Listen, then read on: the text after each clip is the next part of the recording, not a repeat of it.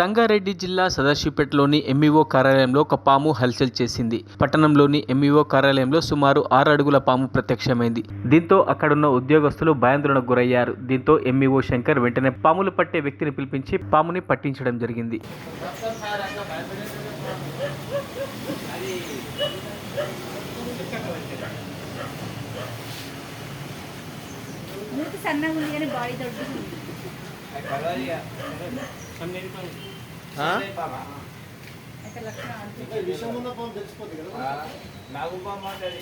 ఏమన్నది అది మా దగ్గర మస్తు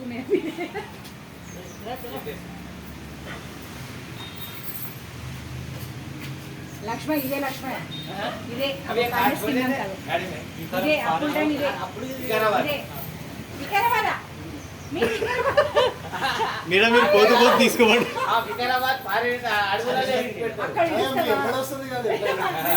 మీరు తీసుకోపోండి పోతూ. మరిన్ని అప్డేట్స్ కోసం మా ఛానల్ని సబ్స్క్రైబ్ చేయండి.